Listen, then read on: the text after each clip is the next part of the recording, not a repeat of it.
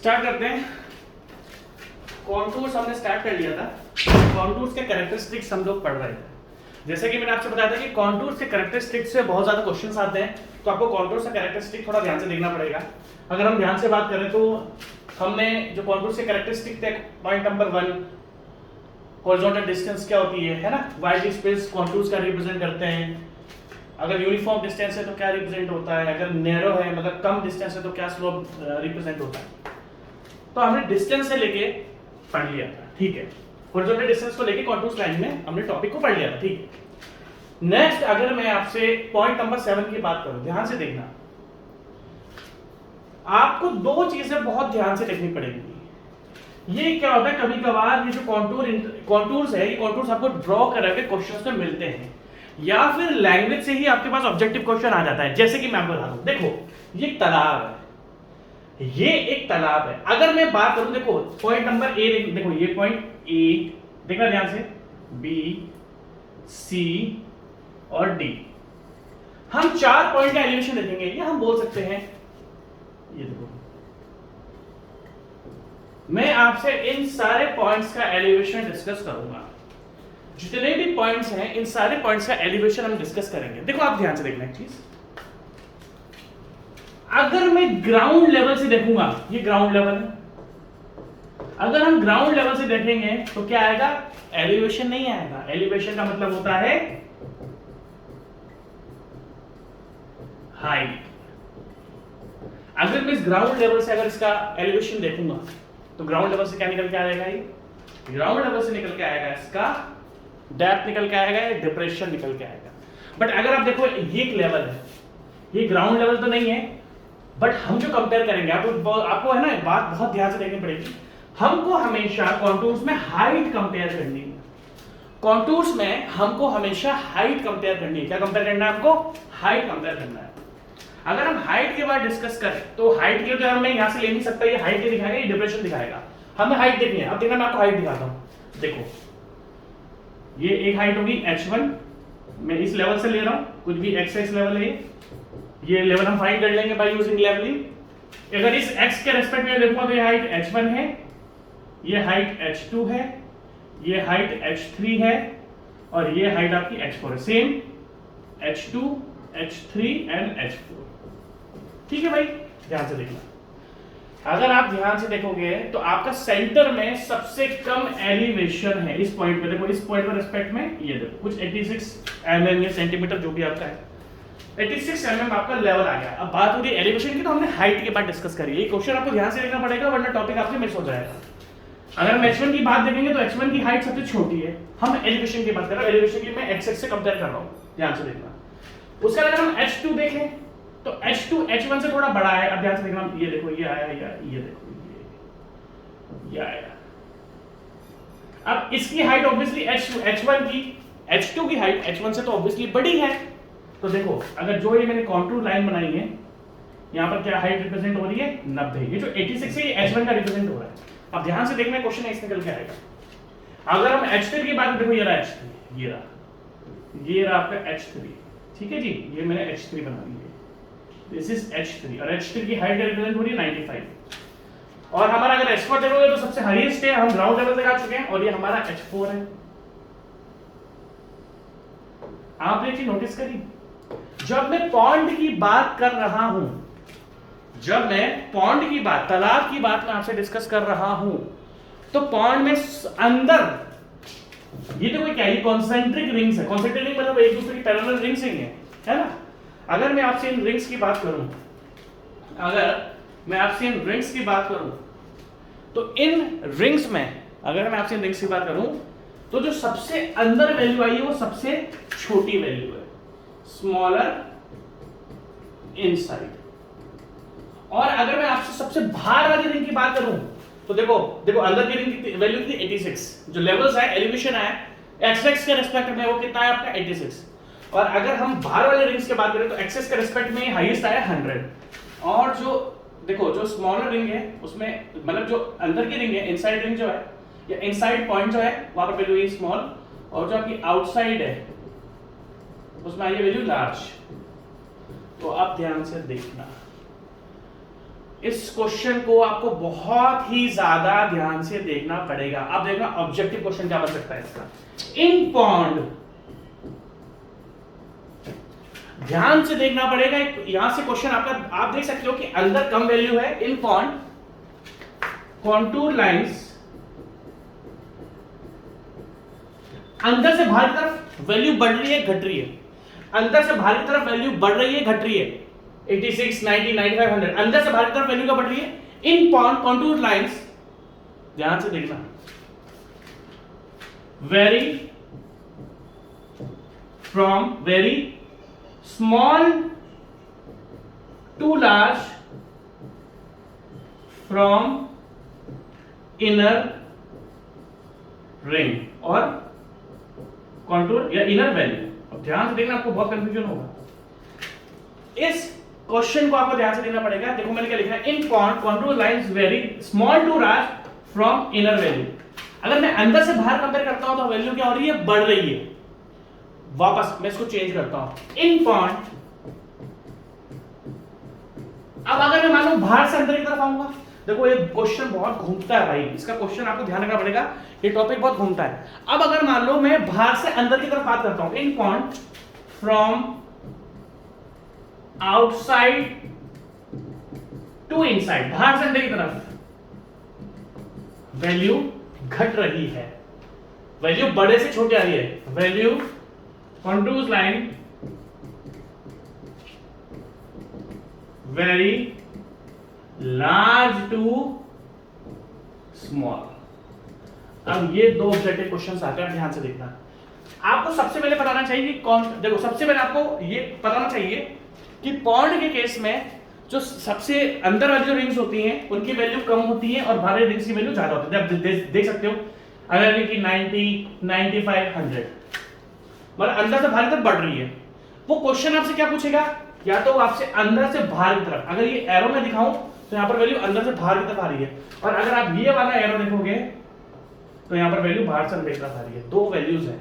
अब देखना, approximately concentric close contours with decreasing value towards centre. अब देखो डिक्रीजिंग वैल्यू टुवर्ड्स सेंटर मतलब ये सेंटर की तरफ जा रहा है, दैट मींस इसने आपसे अभी ये वाला पॉइंट डिस्कस करा है। बट अगर मैं सेंटर से बाहर की तरफ जा रहा हूं तो वैल्यू बढ़ती है। आपको यार प्लीज मैं आपसे रिक्वेस्ट कर रहा हूं इन छोटे छोटे पॉइंट्स को देखो। एक नंबर बहुत इंपॉर्टेंट होता है, एक नंबर ही आपको हिलाकर रख देगा, एक नंबर ही सिलेक्शन करवाएगा, एक नंबर ही CPWD लाएगा।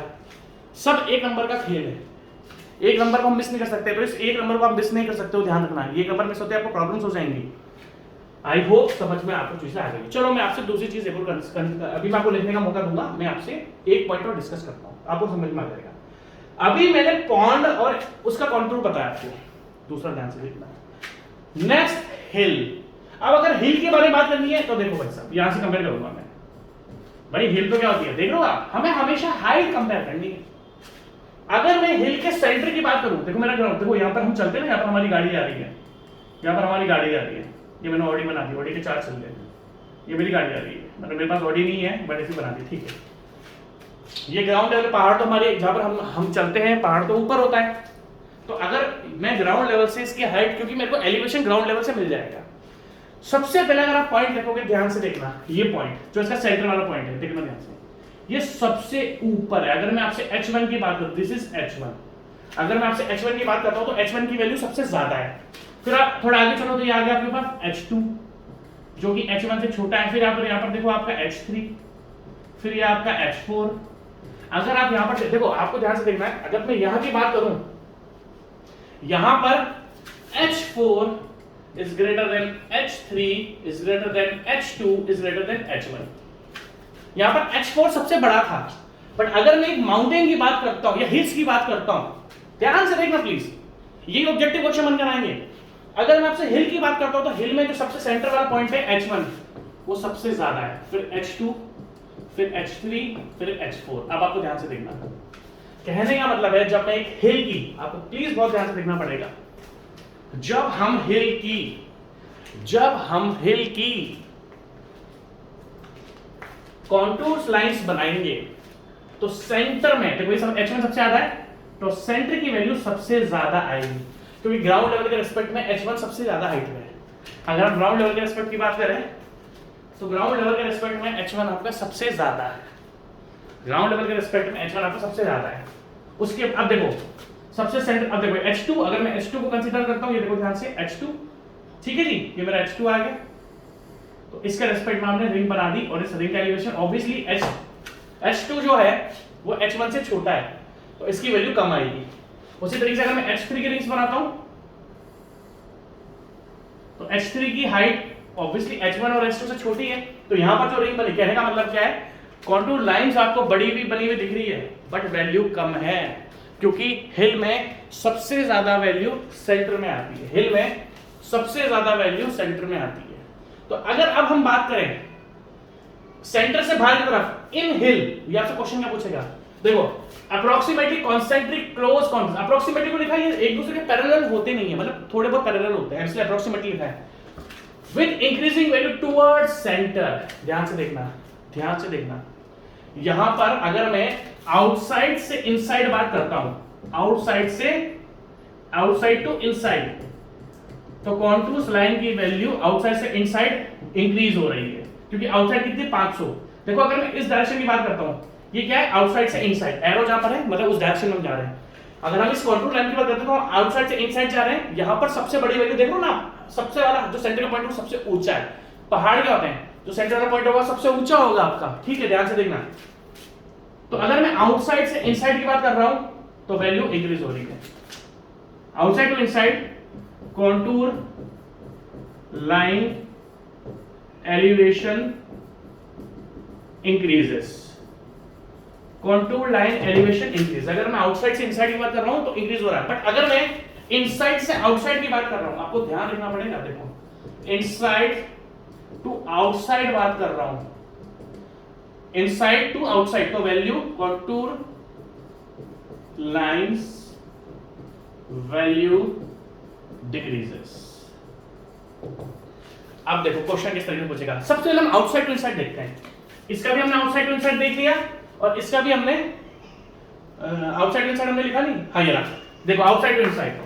आप दोनों देखो ये आउटसाइड टू इनसाइड लिखा है, मैं दोनों का आपको आउटसाइड टू इनसाइड दिखा रहा हूं, देखो कंफ्यूज नहीं होना, क्योंकि इन दोनों केसेस में बहुत कंफ्यूजन होता है। सबसे पहले हम आउटसाइड टू इनसाइड की बात करें तो जब मैं पॉइंट की बात कर रहा हूं, जब मैं पॉइंट की बात कर रहा हूं तो लार्ज से स्मॉल जा रही है। आप ध्यान से देखना, जब हम पॉइंट की बात कर रहे हैं आउटसाइड से इनसाइड तो लार्ज से स्मॉल जा रही है, और जब हम हिल की बात करते हैं तो स्मॉल से लार्ज की तरफ जा रहे हो।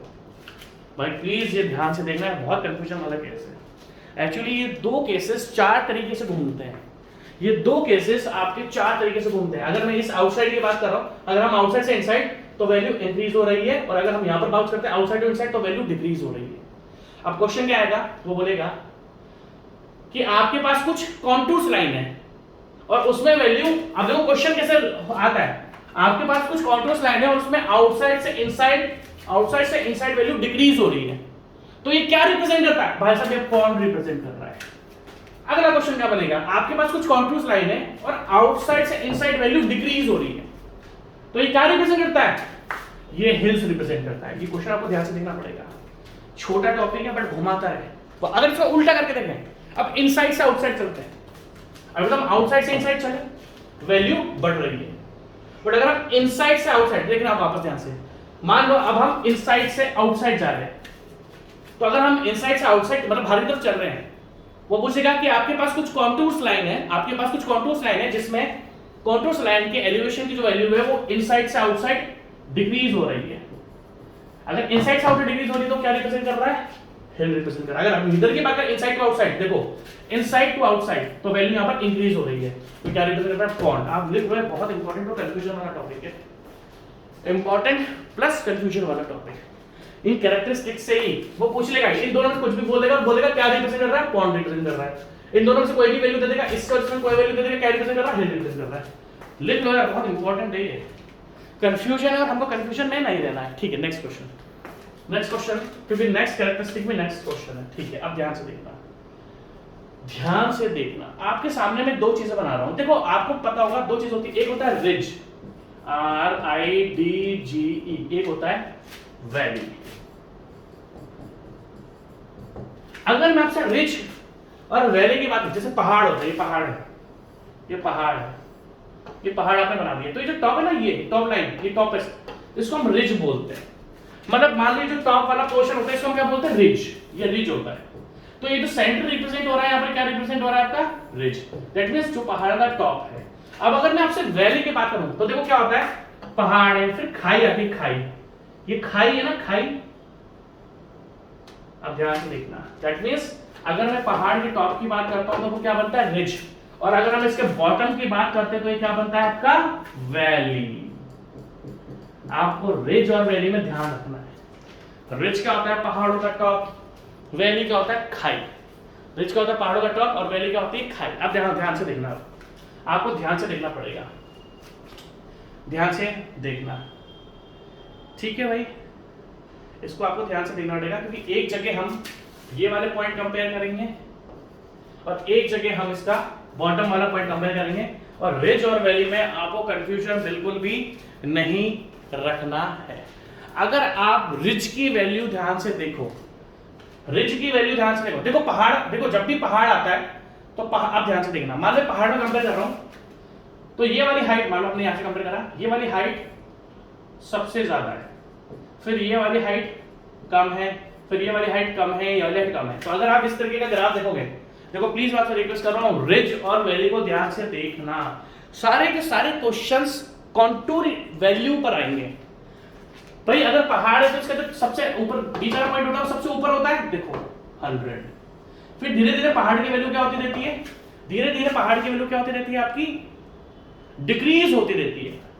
तो देखो सबसे, देखो पहाड़ में सबसे ज्यादा वैल्यू यहाँ पर, फिर यहाँ पर कम हो जाएगी, फिर यहाँ पर कम हो जाएगी, फिर यहाँ पर कम हो जाएगी, फिर यहाँ पर कम हो जाएगी, यहाँ पर कम हो जाएगी, देखो ज्यादा, फिर कम, फिर कम, फिर कम। तो ये क्या रिप्रेजेंट करता है, रिज। आप बोलोगे सर हिल और रिज में डिफरेंस क्या है? रिज क्या होता है, बहुत सारे पहाड़ होते हैं रिज में।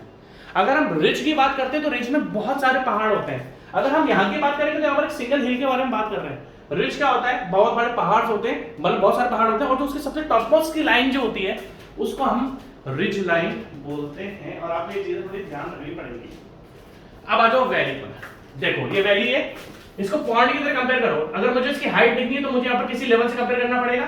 तो ये H1 सबसे कम है, फिर H2 ज्यादा है, फिर H3 कम है, फिर H4 ज्यादा है। ध्यान से देखना है यार, आपको ये थोड़ा चीजें ध्यान से देखनी पड़ेगी, वरना आप कंफ्यूज हो जाओगे। मैंने कहा कि रिज में पहाड़ होते हैं और वैली में खाई होती है। अगर खाई का एलिवेशन में देखूंगा तो मैं यहाँ पर नीचे कोई लाइन लूंगा XX, और उस XX से मैं हाइट कंपेयर करूं। देखो यहाँ पर ये खाई होती है ना, खाई पॉइंट की तरह लो, पानी नहीं है इसमें, पॉइंट की तरह ले लो। तो ये वाली हाइट सबसे कम है, तो यहाँ पर जो सबसे बीच वाली वैल्यू होती है वो सबसे कम होती है। फिर देखो H2 हाइट बढ़ गया ना, वैल्यू बढ़ गई, फिर H3 हाइट बढ़ गया, H3 बढ़ गई, H4 बढ़ गई। तो भैया ये आप ड्रॉ कर लो, ये बहुत इंपॉर्टेंट है। मैं इसको मिटा देता हूँ, यहाँ पे काम नहीं आएगा क्योंकि मैं आपको समझाता, इसको लिख लो आप। मैं पानी भी लेता हूँ, ऐसे मुझे टाइम दो। छोटे छोटे क्वेश्चंस हैं बट थोड़ा ध्यान से देखना, ठीक है। नेक्स्ट, हाँ जी, अब ये बहुत अच्छा टॉपिक है। कॉन्टूर्स लाइन कभी भी एक दूसरे से टच नहीं होती है। आपको दो चीजें ध्यान रखनी पड़ेगी, कॉन्टूर्स लाइन ना एक दूसरे से टच होती है ना एक दूसरे को कट करती है, मतलब इंटरसेक्ट। कॉन्टूर लाइन ना एक दूसरे को टच करती है, अगर आपने देखा होगा तो यहां पर देखो सारी ये एक दूसरे के पैरेलल है, मतलब अप्रोक्सीमेटली पैरेलल है, कॉन्सेंट्रिक है। यहां पर भी देखो कॉन्टूर लाइन कभी भी एक दूसरे को टच नहीं करती हैं और ना कभी एक दूसरे को काटती हैं। बट अगर मैं आपको नेक्स्ट 2 केसेस बताऊंगा तो कॉन्टूर लाइन एक दूसरे को कट भी करेंगी और कॉन्टूर लाइन एक दूसरे को टच भी करेंगी, बट ये स्पेशल केसेस में होता है। ध्यान से देखना, अब आप ध्यान से देखना। ये ग्राउंड लेवल है, रेड लेते हैं, रेड का समझ आ रहा है। ये आपका ग्राउंड लेवल है, ये आपका ग्राउंड लेवल है। ध्यान से देखना, तो देखो जो सेंटर वाली वैल्यू है वो सबसे ज्यादा है, H1। अब आप ध्यान से देखना, अब आप ध्यान से देखो, अगर आप ध्यान से देखोगे तो यहाँ पर H2 वेरी करेगा, कम है, फिर H3 वेरी करेगा, फिर H4 वेरी करेगा। एक साइड तो H1 H2 हमें अलग अलग मिल रहा है, बट अगर मैं इधर की साइड जाता हूं ना तो ये सारी की सारी वैल्यूज आप देखो ध्यान से, मतलब H2 देखो, अगर मैं इस क्लिफ की, इस पहाड़ की बात करूं, आपको ध्यान से देखना पड़ेगा।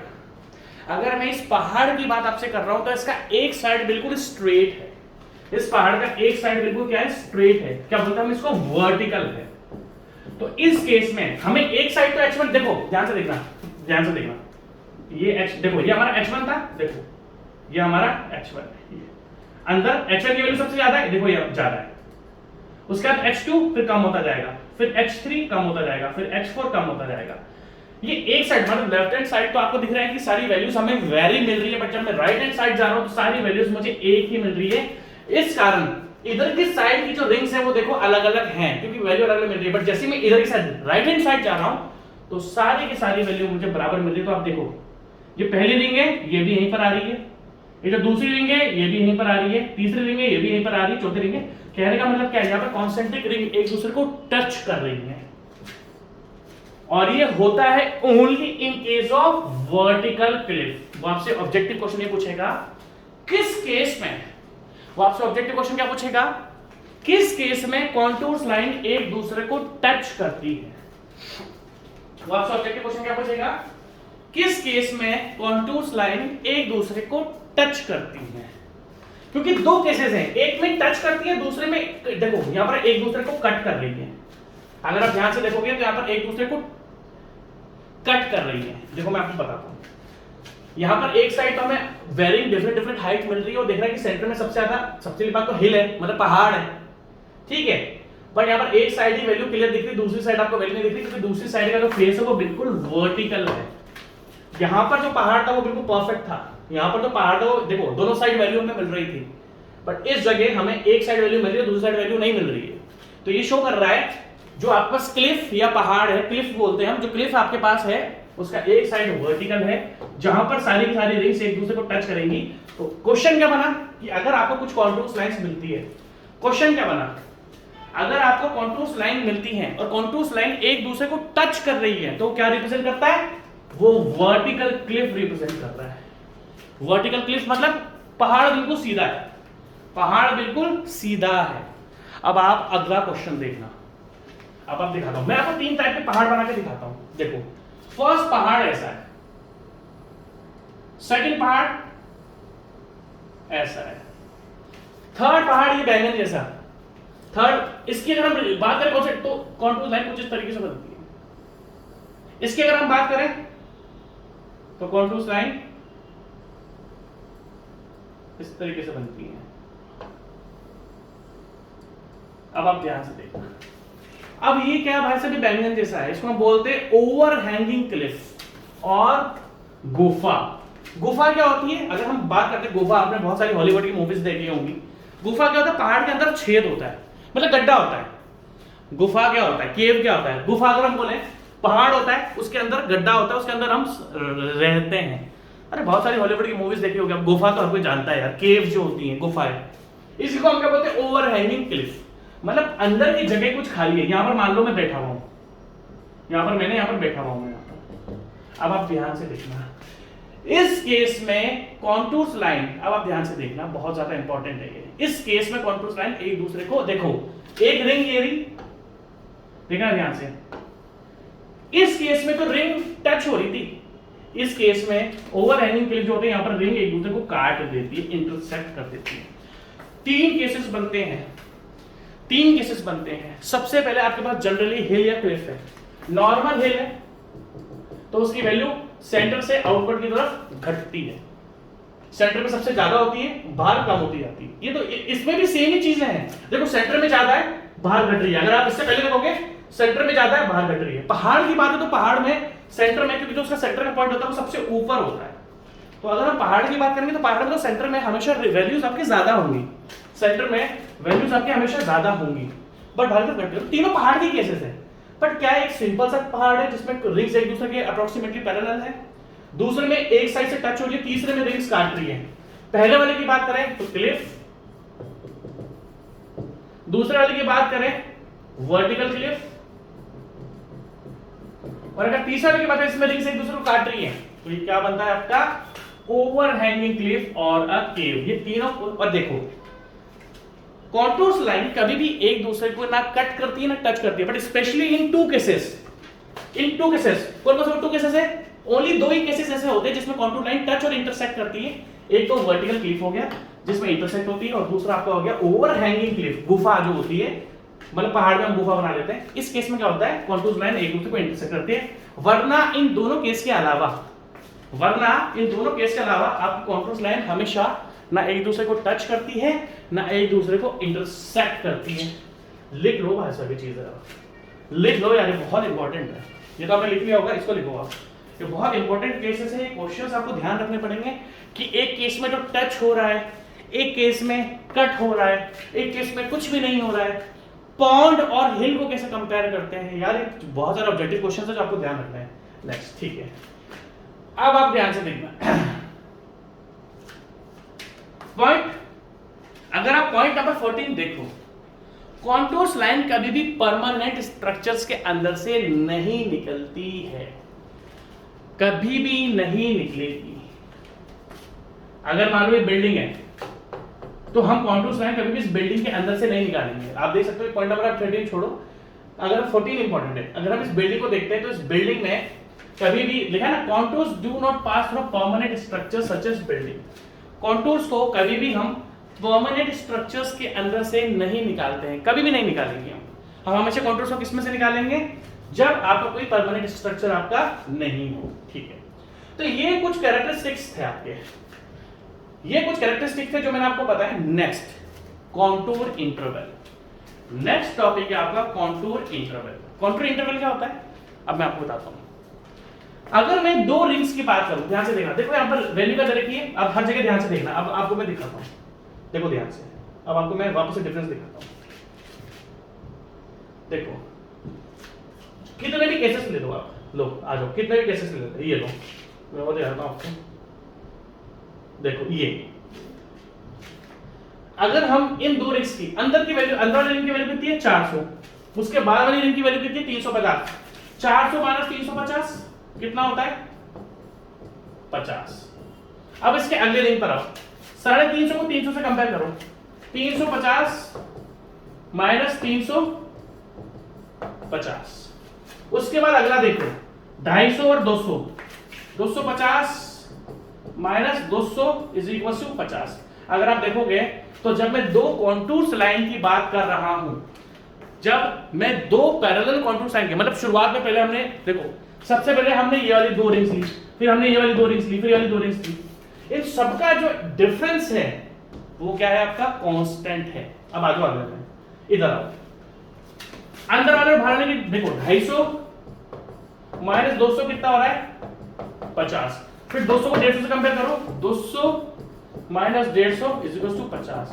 फिर 150 को 100 से कंपेयर करो, 150, मतलब दो कॉन्टूर्स का डिफरेंस ले रहे हैं हम, 150 माइनस 100 इज इक्वल टू 50।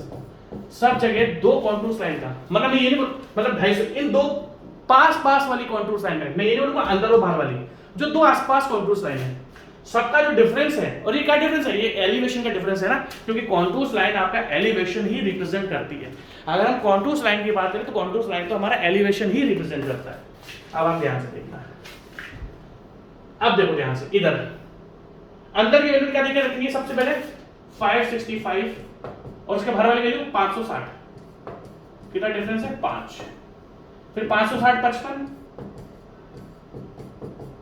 555 5, इन दोनों का डिफरेंस 5। अब आप इधर वाला जाओ, 510 माइनस 515 5। अब आप ध्यान से देखना, द डिफरेंस इन एलिवेशन, अगर मैं इन दोनों का डिफरेंस, भाई देखो 565 एक अलग एलिवेशन का कॉन्टूर लाइन है, 565 एक अलग एलिवेशन का कॉन्टूर लाइन है, और 560 एक अलग एलिवेशन की कॉन्टूर लाइन है। अगर मैं दो कॉन्जिक्यूटिव मतलब एक दूसरे के बाद, the difference in elevation between two consecutive contours lines, ठीक है, ये दो कॉन्टूर लाइन है, अगर इनके बीच का जो डिफरेंस है वो कांस्टेंट है तो हम उसको बोलते हैं कॉन्टूर इंटरवल। दैट मींस अगर दो कॉन्जिक्यूटिव कॉन्टूर्स लाइन का अगर डिफरेंस कांस्टेंट है या ये बोलो कि अगर मैं कॉन्टूर इंटरवल की बात करता हूं तो दो कॉन्सिक्यूटिव रिंग्स के बीच का डिफरेंस हमेशा मतलब जो 5-5 चल रहा है फिर वो 5-5 ही चलेगा, और इस टर्म को हम बोलते हैं कॉन्टूर इंटरवल। छोटा सा टॉपिक था, ये लेक्चर में छोटा सा रखने वाला हूं, ठीक है। इसके जल्दी हम क्वेश्चन, मतलब मुझे लगता है संडे तक हम इससे क्वेश्चंस कर लेंगे। छोटा टॉपिक है, ज्यादा बड़ा टॉपिक नहीं है, पढ़ाना तो सब कुछ है, संडे तक मैं आपके से क्वेश्चंस करवा दूंगा, ठीक है। तो अभी अब तक आप इतना ही पढ़ो, इसके बाद हम इवनिंग में पढ़ेंगे।